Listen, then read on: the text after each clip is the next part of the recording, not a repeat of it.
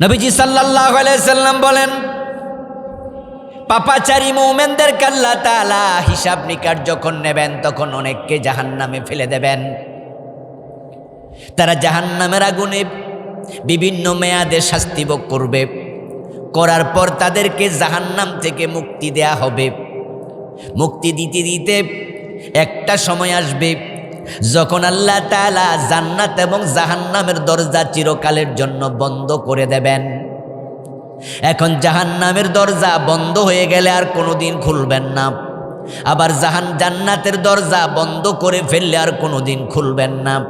ওই জাহান্নামের দরজা চিরস্থায়ীভাবে, জান্নাতের দরজা চিরস্থায়ীভাবে বন্ধ করার আগে আল্লাহ ফেরেশতাদেরকে বলবেন, আখরিজু মিনান নারি মান কানা ফি কলবিহি মিসকালু খারদালিম মিন হাব্বাতিন মিনাল ঈমান।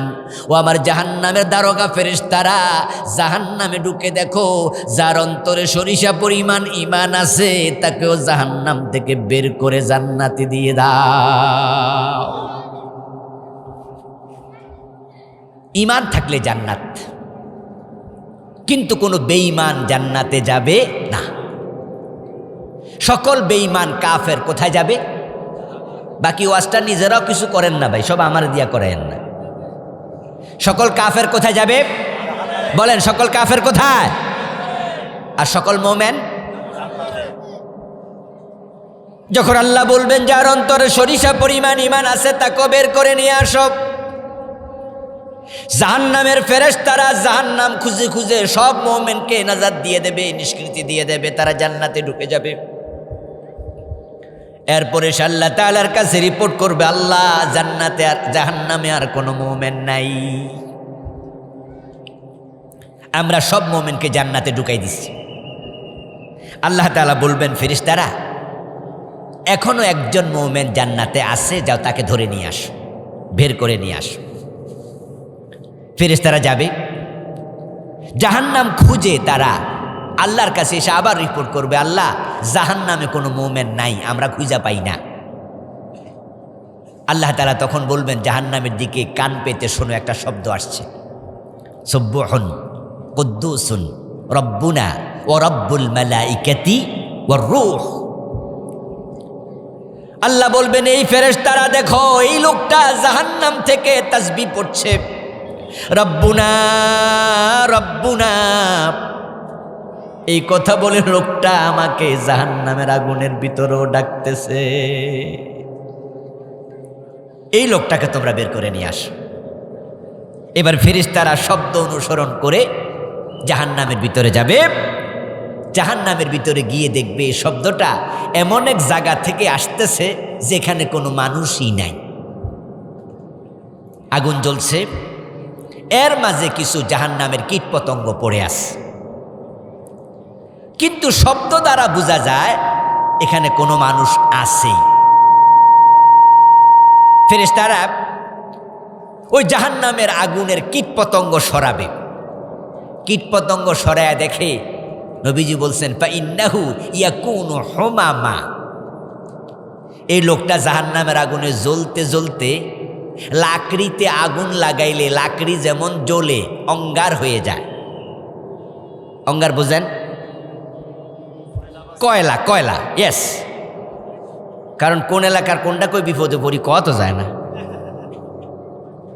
ফাইন্নাহু ইয়াকুনু হুমামা, নবীজি বলেন লোকটা কয়লার মতো কালো হয়ে যাবে। ফেরেশতারা গিয়ে দেখবে জাহান্নামের আগুনে জ্বলে কালো হয়ে আছে, আর তার গায়ের মাঝে জাহান্নামের পোকামাকড় ধ্বংসন করছে। ফেরেশতারা তাকে ধরে টেনে তুলে বসাবে। দেখা যাবে তার কপালের সেজদার জায়গাটুকু জাহান্নামের আগুন খায় নাই। সুবহানাল্লাহ পড়েন। আগুন পুরা দেহ খেয়ে ফেলেছে, কপালের সামান্য একটু জায়গা বাকি আছে। সেজদা আল্লাহর কাছে বড় দামি জিনিস, নামাজ বড় দামি জিনিস। ওই ব্যক্তির কপালের জায়গাটুকু বাকি আছে, ফেরেশতা তাকে টেনে ধরে তুলে বসাবে। ইয়াখরুজু মিনান নার হাবওয়া, সহিহ মুসলিমের হাদিস। ফেরেশতারা তাকে বলবে, এই মিয়া সুবহান কুদ্দুসুন বইলা বলে তাসবি পড়ে এখানে আর লাভ নাই, সময় নষ্ট করো না, জাহান্নামের আগুন বড় কঠিন জায়গা, বরং আল্লাহ তোমাকে নাজাতের ঘোষণা দিয়েছে, তুমি জাহান্নাম থেকে মুক্তি পেয়েছ, তুমি বেরিয়ে যাও। সুবহানাল্লাহ পড়ে, তুমি বেরিয়ে যাও। নবীজি বলেন লোকটা বের হওয়ার মতো সামর্থ্য নাই, শরীরে বল নাই, জ্বলে জ্বলে এতটা সারখার হয়ে গেছে, শীর্ণ হয়ে গেছে। এখন সে কি করবে? তার নিস্তম্ভের উপরে, ব্যাকসাইডের উপরে ভর দিয়া হাবোয়া সে ক্রলিং করবে, হামাগুড়ি দেবে, হামাগুড়ি দিতে দিতে জাহান্নাম থেকে বের হবে। সুবহানাল্লাহ পড়ে। এই লোককে আল্লাহ জান্নাত দেবে। এবং নবীজি বলছেন সে জান্নাত যাওয়ার পর আল্লাহর কাছে সে বলবে, আল্লাহ জান্নাতে আমাকে তুমি দিলা, কিন্তু জান্নাতের একটা ঘর আমি পাই না।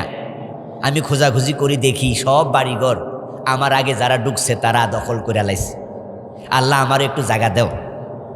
নবীজি বলেন যে তখন আল্লাহ বলবে কতটুকু জায়গা চাই, তামান্না, তুমি সেটা আমার কাছে বলো, আকাঙ্ক্ষা ব্যক্ত করো। ও ব্যক্তি বলবে, আল্লাহ জাহান্নাম থেকে তুমি মুক্তি দিয়েছ, এটাই আমার বড় প্রাপ্তি, এখন আমি বড় কিছু চাই না, আমার সামান্য জায়গা জান্নাতে দিলে আমি খুশি। আল্লাহ তখন বলবেন সামান্য নয়, ফাইন্না লাকা মিসলাদ দুনিয়া ওয়া আশরা আমসালিহা, আমি তোমার জন্য জান্নাতে দুনিয়ার মতো 10 দুনিয়া জায়গা রেখে দিয়েছি। দুনিয়ার মতো 10 দুনিয়া জায়গা যে ব্যক্তি পাইছে সে কি ব্যর্থ না সফল? আওয়াজ দিতে হবে, ব্যর্থ না সফল? সবার পরে জান্নাতে গিয়ে যদি সে 10 দুনিয়া জায়গা পায়, তাহলে সবার আগে যারা গেছে তারা জান্নাতে কি পরিমাণ জায়গা পাইছে। এজন্য জান্নাত প্রাপ্তি হলো মহাসফলতা। ফামান যুহজিয়া আনিন নারি ওয়া উদখিলাল জান্নাতা ফাকাদ ফাজ। আল্লাহ তাআলা বলেন যাকে জাহান্নাম থেকে নিষ্কৃতি দেয়া হলো এবং জান্নাতে প্রবেশ করানো হলো, ফাকাদ ফাজ, ওই লোকটাই সফল হয়ে গেল। মোমেন সফল, এর মানে মোমেন জান্নাতি।